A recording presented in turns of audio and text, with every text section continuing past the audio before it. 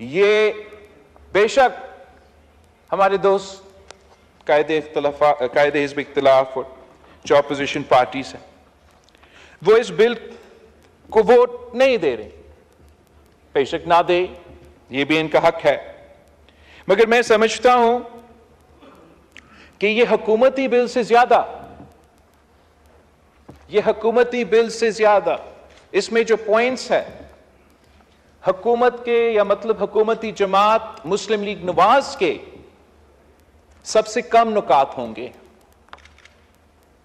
इसमें सबसे ज्यादा अगर पॉइंट्स है तो वो पाकिस्तान पीपल्स पार्टी, JUI और 99.99% जो एतराजात PTI के थे वो निकाल के वोट ना दे। कंटेंट तो जनाब स्पीकर जितना क्लोज टू कंसेंसस हो सकता था वो है, और मैं समझता हूं कि ये सियासत की फतह है, ये जमहूरियत की फतह है, ये सियासी जमातों का फतह है, और हमारे भाई वो दे या ना दे ये इनका भी सियासी कामयाबी है।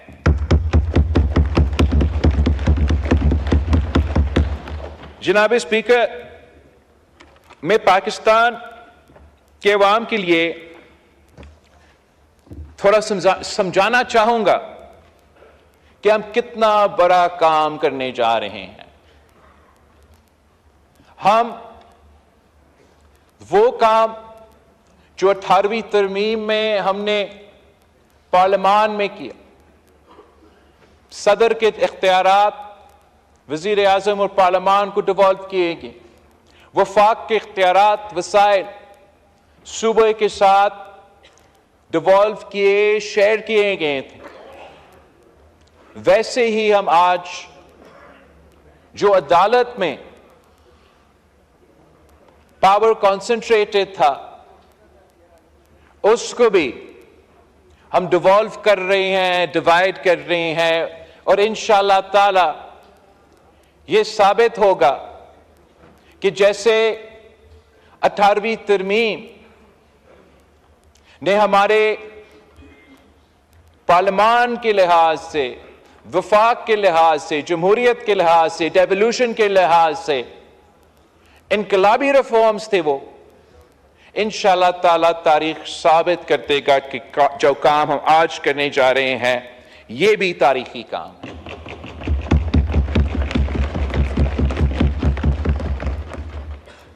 हम ये जरा देखें, गौर करें कि पाकिस्तान की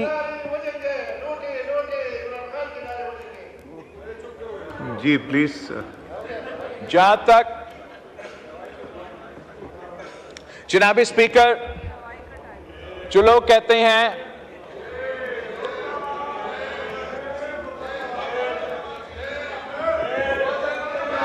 जी चेयरमैन साहब, जी order in the house, order in the house, please तशरीफ रखें। चेयरमैन साहब बात कीजिए प्लीज, चेयरमैन साहब बात। जनाब स्पीकर, मैं पाकिस्तान के अवाम से पूछना चाहूंगा आपके थ्रू कि क्या वो पाकिस्तान की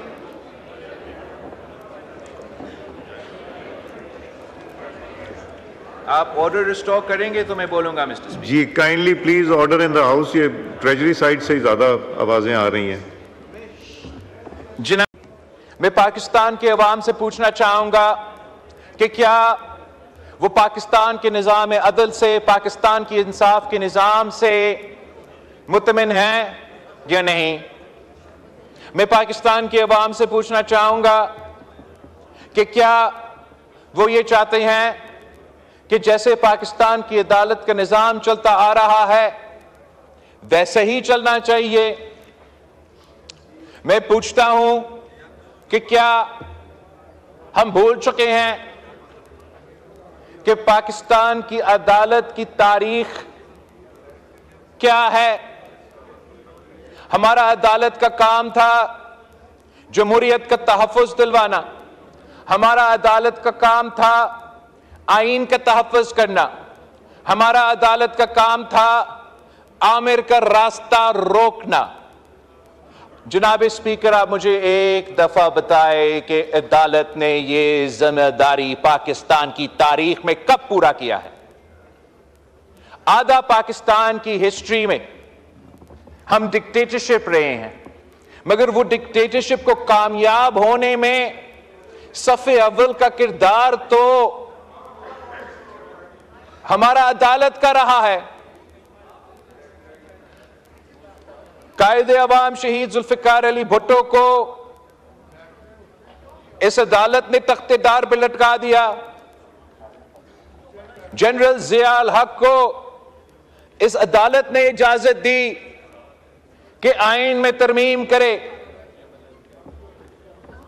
इस अदालत ने 90 के दहाई में 58 2B के नाम पे एक न्यूज पेपर कटिंग का, जंग की न्यूज पेपर की कटिंग के बुनियाद पे 2-3 जज बैठ के शहीद मोहतरमा बेनजीर भुट्टो की पहली हुकूमत को खत्म कर देते।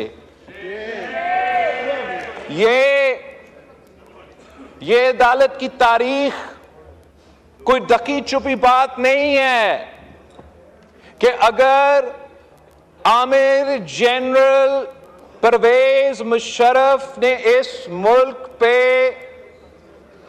राज किया तो उनको इजाजत इस अदालत ने दी। इस तरमीम में अगर इन्होंने तब्दीली लेकर आए तो इजाजत इस अदालत ने दी, और अगर वो यूनिफॉर्म में सदर का इलेक्शन लड़ा तो वो भी इजाजत इस अदालत ने दी। आइन का तहफ़्फ़ुज़ करने वाले, आइन का जमहूर का तहफ़्फ़ुज़ करने वाले, जनाब स्पीकर, यह है इनका किरदार आमिराना दौर में। जमहूरी दौर को हम जरा देख ले, 2008 से लेके 13 तक, 2013 से लेके 2018 तक। उसके बाद भी जमहूरी दौर में अचानक अदालत को जमहूरियत याद आती है।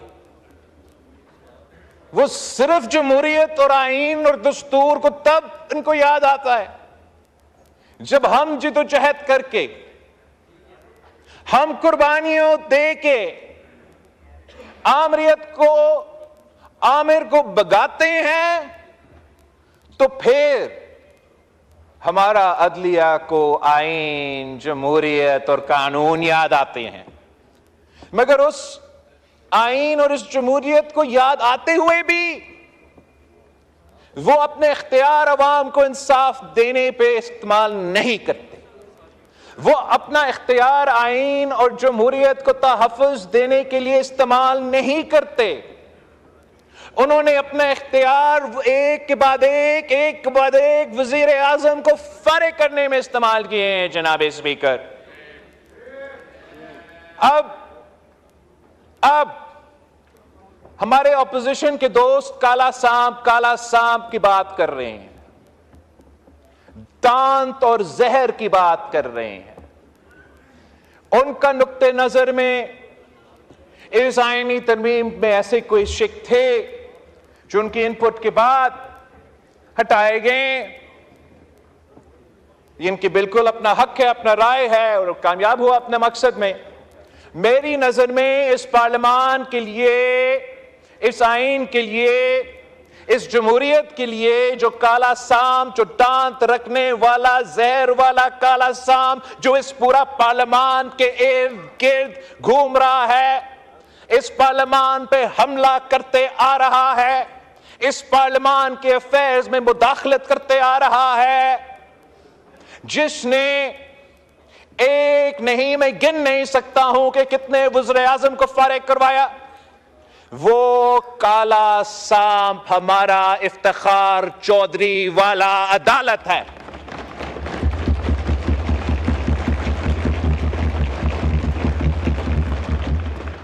ये क्या बात हुई कि आप हमारा वजीर आजम को तख्तेदार पे लटका दे? आप हमारा वजीर आजम को जो सरेआम दहशतगर्दी के हमले में शहादत कबूल करती है, उसको इंसाफ नहीं दिलवा सकते। आप उसके बाद जो वजीर आजम मुंतखब होते हैं, आप कहते हैं एक खत ना लिखने पे उसको फारिग कर देते हैं। उसके बाद दूसरा वजीर आजम को कहते हैं कि आपने अपना बेटा से 10,000 दिरहम नहीं लिया, आपका 2 दहाई अक्सरियत है, मगर हम 5 जज साहब एक कलम के जरिए आपको फारिग करते हैं। हमने 58(2) भी खत्म किया तो अदालत ने सादिक और अमीन के जरिए वो 58(2) भी वापस अपने पास ले लिया। हमने अदम एतमाद को वो वाहिद जरिया समझा कि ये जायज आईनी जमहूरी तरीका है किसी वजीर आजम को हटाना।